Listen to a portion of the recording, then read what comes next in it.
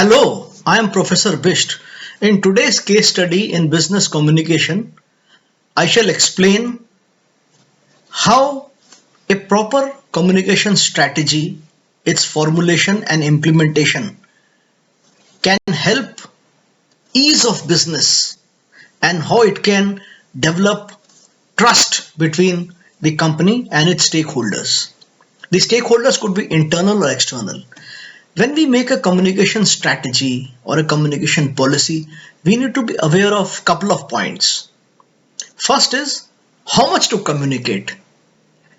Because if the communication is like a halfway house, then that communication can lead to lot of suspicion. If the receiver of communication believes that you are holding critical information and you are giving information, you are sharing information, that part which only suits you, it will lead to lack of trust.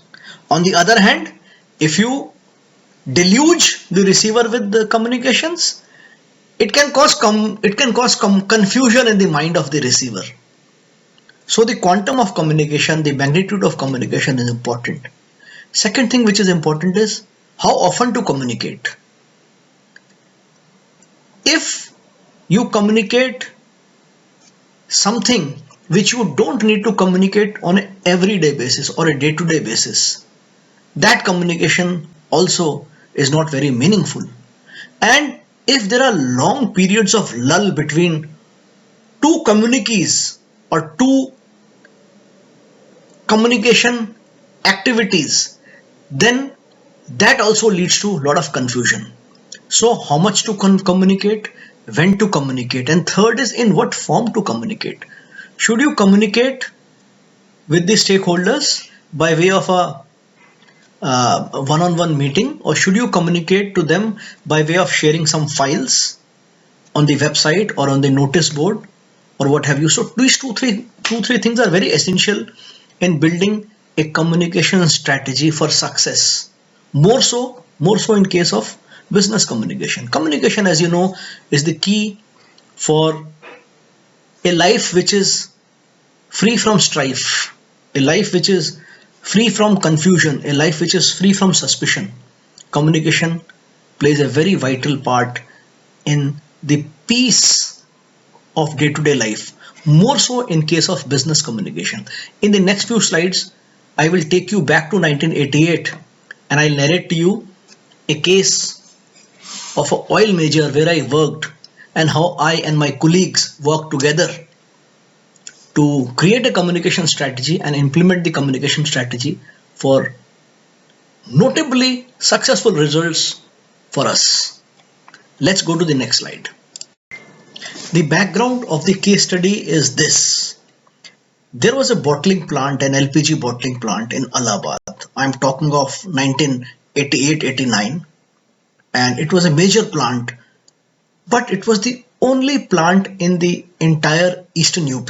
That means this plant in Allahabad, it catered to the LPG, which is liquefied petroleum gas requirements of the major districts of not only Allahabad but also Varanasi, Gorakhpur, Balia, Gazipur, Jaunpur, Mirzapur, all the districts of eastern UP. In fact, if you see eastern central UP, there were only two plants. One plant was in Kanpur and one was in Allahabad. So this plant was very strategic plant. And then there was in the central UP, in the western central UP, there was a plant in Mathura. So only 3-4 major plants in the entire state of Uttar Pradesh. The I was a management trainee at this plant, and so were my lot of my friends. We were a batch of 6-7 young management trainees who were sent to this plant, and our plant manager gave us a lot of freedom to experiment and to put the management thoughts which we had learned in our MBA course and to put the thoughts into action. So various people got various duties. So I was assigned for some time supply and distribution along with two of my friends. So we found that the plant was critical, and even if the plant lost One man day, it would result in a huge backlog, and the customers will suffer. The customers will suffer because for many customers, LPG cylinder was the only medium of cooking. So it was very important that we never lost a mandate to anything like strikes or to a machine breakdown. Now, machine breakdown is easier to control because we used to have a system of preventive maintenance. And the company is Indian Oil Corporation. We had a system of preventive maintenance, and Indian Oil Corporation boasts of very good engineering graduates. Uh, the strikes, the second thing is strike. Now workers could strike, but the HR climate of Indian Oil that time was such that strikes were averted. Strikes were averted. There was good harmony between the unions and the management. The third crucial aspect was supplies. The supply of gas, which would come, which would come in the form of the bullet type of cylinders which were loaded on the trucks, and the supplies would come from Mathura, Hazira, and Koyali refinery. Mathura refinery, Koyali refinery in the east, and Hazira is a big port. It was one of the largest ports then also in India. So imported LPG would come and it would be transported, and then it would be stored in big Horton spheres and bullets, and then from there, by way of compression, it would this LPG was filled into cylinders.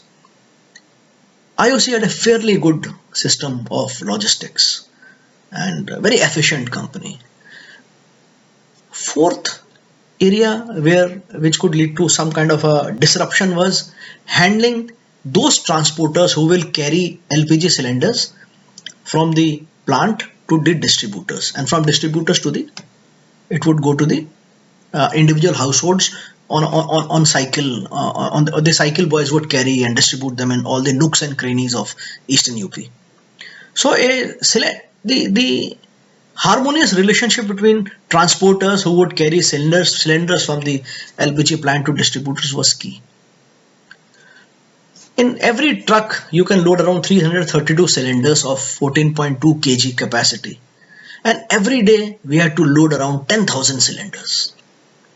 So that means every day we had to load around 30 trucks. And it was imperative that we were able to bottle at least 10,000 cylinders, and we were able to load at least 30 trucks. The plant used to operate in two shifts, from 6 in the morning to 2 in the afternoon, that was shift A, and 2 in the afternoon to 10 p.m. at night was shift B. During night, LPG bottling operations are not allowed. They are against safety norms. And we used to have Sunday we used to do preventive maintenance. So this is the background. So in the next slide, I'll tell you what were the challenges in terms of distribution. Let's go to the next slide. As I explained in the previous slide that I was assigned the section of supplies and distribution, I along with a couple of my colleagues. And this meant that we were responsible to ensure that we always had the bulk LPG stock, which was stored in our LPG bullets and in LPG Horton sphere, the very big sphere which contains a lot of LPG. And this we used to ensure because there were large tank trucks which used to ply between our plant in Allahabad to Mathura refinery or Koyali refinery or Hazira refinery. So they would come loaded from these refineries or from these loading point. Like in Hazira, there was not a refinery, but Hazira was it was a port terminal. So imported LPG would come there. Okay, so now each truck which would carry bulk LPG, it was paid based upon the distance it traveled. So distance to Mathura was least. Distance to Koyali was more than the distance to Mathura, and distance to Hazira was longest distance. So everybody was interested in taking in getting a trip for Hazira. People were not very happy if they were given Koyali refinery especially, because in Koyali the loading was slow. So the round trip time of Koeli used to be high. So the transporters would always jostle with the supply and distribution officer that everybody wanted a longer route and nobody wanted to go to Koeli and very few wanted to go to Mathura, but everybody wanted to go to Hazira because in Hazira the loading of the bulk trucks was very efficient. It was a new infrastructure of LPG loading in Hazira. There were allegations. There were allegations that favoritism was order of the day, and that the S&D officers would actually play favorites. They will give longer routes to a certain section of transporters. Upon inquiry, we find out that there was no such case. The officers were really not indulging in any favoritism or in any act of corruption. So what was the reason for this strife? Similar kind of a strife or similar kind of a power struggle existed between those transporters who carried LPG cylinders from the plant to various distributors in eastern UP. Here again, the freight depended upon the distance that a truck traveled, because number of cylinders were 332 in each truck. It was constant. So it depended. So from Allahabad, if a truck went to, let us say, Gorakhpur, the distance between Allahabad plant to Gorakhpur is more than twice the distance between Allahabad to Varanasi. So everybody was interested in going to Gorakhpur because it involves higher mileage and hence a higher transportation bill. Then we had other challenges. There were some distributors who had their own trucks. So it was the policy of the company that if a distributor has his own truck, he will be supplied LPG cylinders only in his own truck. So this was also resented by the transporters. And they used to say that a company should treat every truck as an independent entity and it should not be linked to a particular distributor. So that was their bone of contention. Again, there were allegations of favoritism, that certain the trucks of a certain transporter were always given longer trips. Like a trip to Khalilabad, for example. Khalilabad used to be a favorite kind of a route which people used to ask. Then there was this question of some of the distributors, they will tip drivers when the drivers reach those spots. Like if there is a distributor which was really starved or which really had a very heavy backload, he will always tip the driver something. So there were various permutation and combination, and the transporters were generally at loggerheads with supply and distribution. Again, in this section also we found out that there was no discernible case of favoritism or corruption. The supply and distribution officer was always tired, jaded, fighting these people. In fact, very few people were happy if they were assigned the desk of supply and distribution. These were the challenges. So our plant manager, he set up a task force and he assigned this to some of the young management trainees like us, and he said, please find out a solution. So what was the solution? I will explain to you in the next slide. So I and my other colleagues who were management trainees, we formed a team, and the team was headed by a senior officer who was assistant manager of plant. So we discussed the problem in supply and distribution department threadbare. We found out that there was no case of favoritism or corruption in the department, and yet there was an impression in the minds of transporters that there was corruption and favoritism. It was decided that we need to talk to the transporters, the managers of the transport companies, and we need to even speak to the drivers. So we held a meeting and we spoke we invited all of them for a cup of tea, and we did a kind of a brainstorming, and in which, first of all, we heard them out. What were their grievances? What they felt. Simultaneously, we also shared with them our objectives as to what was our objective. That our key objective was to be able to load at least 30 trucks. That means 10,000 cylinders minimum every day. And that our goal was the same. They also wanted to have maximum number of trips in a month, and that would be possible only if their round trip distance time is reduced, so they are able to quickly come back to the plant without violating any safety norms in terms of the driving speed and what have you. So we observed that this was the first, we found out that this was the first instance, and the plant had been running for many years. This was the first instance when the transporters or their authorized representative and a few of the driver representatives, they met with the team of officers from the plant. Drivers also opened up. They said that they spend so much time inside the plant, and yet they don't have access to the canteen facility, they don't have access to the clean toilets and stuff like that. So we also understood, as a company, we also understood their pain areas. Believe me, when we spoke to them and drivers observed that the company officials were hearing them out,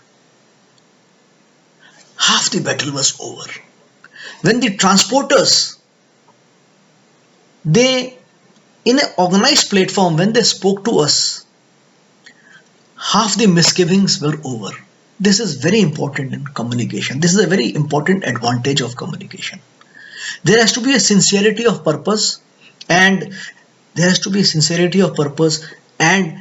be completely trustworthy exchange of ideas and information. If the intent is bad, any amount of communication cannot solve a vexed problem area. This was my first takeaway from that meeting.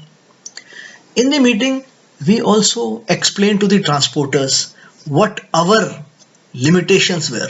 For example, we explained to them that it is the company policy all over India that if a distributor has his own truck, then the cylinders from plant to that distributors will go in that very truck. And we expressed our complete helplessness. They also understood our point of view. But we also promised to them that we will use the truck of the distributor only for carrying cylinders for that particular distributor go down, and not for any other go down. That is number one. Point number two, we asked the transporters that on what basis they thought that some transporters were favored and some transporters were not given adequate trips. We asked them if they had any data to prove it, so that we could look into the data. They turned around and then they asked us, they said, do you have a data? How much each transporter has earned, or what is the average bill or average revenue earned by every truck, and if that is uniform across all transporters. We had the data, because we would pay the transporters based upon the number of trips, and on the Excel sheet we could easily run the trucks on one side and their trips on the other side, and we could arrive at a data. So we had some kind of a data, some raw data, but we did not have a data in a structured format. So we promised to the transporters that we will not only provide them the data, but we will also dissect the data. And if there is any instance of any truck or any transporter getting disproportionately higher trips than the other trips, we will correct the situation. Immediately, there was lot of positivity. There was lot of positivity. We spoke to the truck drivers also. Truck drivers also, we also came to know that sometimes what truck drivers wanted, their owners did not want. For example, every truck driver on Saturday evening wanted to go to a distributor which was near their house so that they could spend Sunday with their families. But the transporter was interested that instead of going to a distributor who was near the truck driver's house, the transporter wanted that truck to go to the longest route. So we also explained to the transporters that they will have to marry their own business interest with some kind of a interest of their drivers. So this first meeting was followed by a series of meetings. In the second meeting, we shared with all the transporters the data of the past 1 year, and we showed to them how the trucks, most of the trucks had similar amount of revenue earned. What we found out that the strife was mainly due to hearsay. The drivers who would not get a long route would go and complain to the transporter. It is entirely possible. It is entirely possible that on a particular day, X number of drivers will get a long route, and total number of trucks minus X will get a shorter route. So a driver would go and complain to his transporter when he got the shorter route, but he will never go and report the situation to the transporter when he got the longer route. So the transporter would have data of only complaints, and he would never have the data when the longer route was given to his trucks. So we started sharing the data on a fortnightly basis. What we started doing is we started to paste on the notice board the trucks and the total number of kilometers they had covered in a fortnight. It was for everyone to see, and we had complete backing from our plant manager because he was absolutely clear that there should be equity and fairness when it came to distribution of revenue between the truckers. There were no vested interests involved. So lack of communication, lack of meaningful data, lack of proper structured information led to the acrimonious relationship between the supply and distribution officials of the company and the truck drivers and the transporters. Once we started sharing this data transparently, all the complaints melted away. All the complaints vanished. It also helped us develop a better HR climate, or a better understanding, a better industrial climate with our stakeholders, that is the transporters. We also discussed with them the future logistics scenario, and we also alerted them. For example, we told them that going forward we will need, our plant capacity is going to increase from 10,000 cylinders to 15,000 cylinders, and we will be needing more number of trucks. We explained to them that amongst themselves they should sit together, the transporters should sit together, and then they should come out with a winning combination of which transporter would like to add how many more trucks. So we involve them in the decision making while keeping the authority to take the final decision ourselves. We involve them in the decision making. This was in the year 1988-89, and it was my first lesson learned on having a clear communication strategy and how a clear communication strategy could help foster good relationship between stakeholders, build trust between company and its various stakeholders. I have used this concept of communication, transparent communication with the employees, with the team members, with the distributors, with the transporters, with the customers, with the consumers. And I have found that in maintaining excellent relationship, business communication remains the key. Thank you. I hope you like the case study.